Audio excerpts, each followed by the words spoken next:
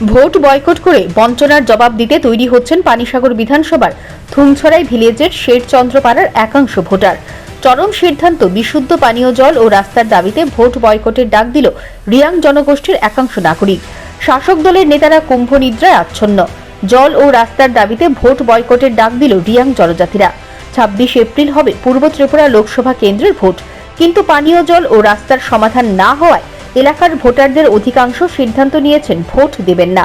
রিয়াং গোষ্ঠীর একাংশ vote boycott ঘোষণা করতেই শাসক দলের নেতাদের রাতের ঘুম কেড়ে নিল থুমচড়াই এডিসি ভিলেজের জনজাতিরা।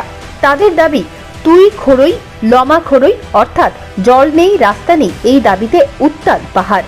এই উত্তাল পরিস্থিতির সৃষ্টি হয়েছে উত্তর জেলার ৫৮ নম্বর পানিসাগর বিধানসভা কেন্দ্রের জয়শ্রী থেকে প্রায় ১২ কিলোমিটার দূরবর্তী শেরেচন্দ্রপাড়ার প্রত্যন্ত পাহাড়ি এলাকা থুমচড়াই এডিসি ভিলেজে। তাদের বক্তব্য অনুযায়ী ভারত স্বাধীন হবার পর থেকেই রিয়াং এই জনগোষ্ঠীরা ওই এলাকায় বসতি স্থাপন করে আসছেন, কিন্তু তাদের প্রথম দাবি হলো পানীয় জলের সমস্যার সমাধান।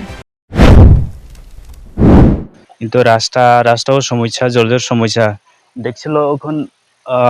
এখন তো বৃষ্টির সময় তো একটু পাইছে আর কি জলটা, নাইলে তো এটা থামে, জলটা যে সময় থামে ওই সময় আমরা জলটা পাই না, খাওয়ান জলও পাই না আর কি। তখন আমরা দূরে দূরে যাইতে লাগে আর কি, ওখান থেকে আর বেশি দূরে যাইতে লাগে আর কি। বর্তমানে গ্রামের মানুষ কোনানে জল খায়? ওখান তো এখানে বর্তমানে এখানে খায় ওইটা জলে। আর খরার সিজনে? হ্যাঁ, খরার সিজনে, শুকনার সিজনে? শুনে সিজনে কোনা থেকে খায়? এই- এখান থেকে মানে গর্ত করিয়া খায় আর কি। এই এরিয়ার নাম তো শেরচন্দ্রপাড়া, থমসারেপাড়া পঞ্চায়েত ছিল। এখন কি মেসেজ দিতে চাই, মানে আমরা তো অনেকদিন লড়াই করছি এটার লাগি। আগেও আমরা রাস্তাও স্ট্রাইক করছিল, কিন্তু অ্যাকশন নেওয়া হইব এরকমই তারাগুই আর কি, মানে কিছু অ্যাকশন এখনো নেওয়া হয় না আর কি। রাস্তাও খারাপ গ্রামের? হ্যাঁ, গ্রামের রাস্তাও খারাপ? গ্রামের রাস্তাও খারাপ। আমরা সামনে তো ইলেকশন। সামনে তো তে ২৬ তারিখে আমরা ভাবছিল, আমরা যে ডিমান্ডটা করছিল এটা ডিমান্ডও সাকসেস তারা করছে না, তে আমরা ২৬ তারিখে ভোট দিব না এরকম ভাবছি আর কি। আমরা না, আপনাদের বিধায়ক কে, এমএলএ কে? এমএলএ বিনয় বসু দাস।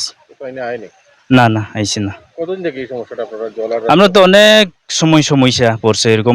আমরা এই জল আর রাস্তাটা অনেক লড়াই করছে, কিন্তু কিছু অ্যাকশন নেওয়া হয়েছে না। এই জলের কারণে আমরা রোগ হই, এই জলের লাগে ম্যালেরিয়া রোগ হই। দেখুন না আপনারাও, এই মানে কিছু পচা পচা যে জলটা আয়, এটা মানে এটা জমিয়া নষ্ট হইলে তো এটা আমরা খাইতে। স্থানীয়দের আরো অভিযোগ, এলাকার বিধায়ক বিনয় ভূষণ দাস ২০২৩ সালের বিধানসভা নির্বাচনে এই কেন্দ্র থেকে জয়ী হয়েছেন। এরপর তিনি এলাকায় এসে তার চেহারা পর্যন্ত দেখাননি।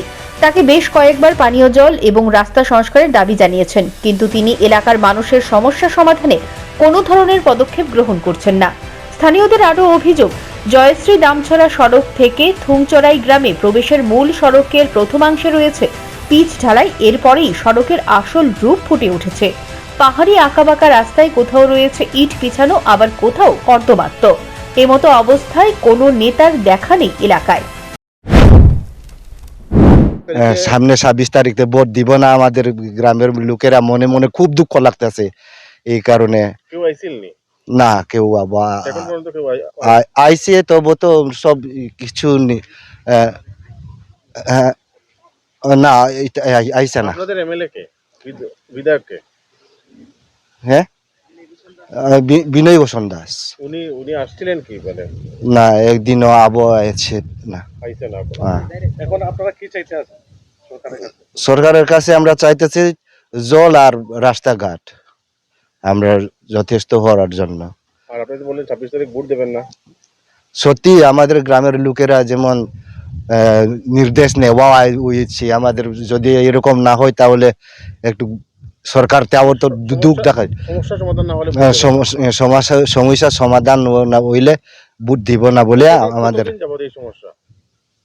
বহুত দিন হয়েছে আমাদের ওই যে কষ্ট করিয়া চল।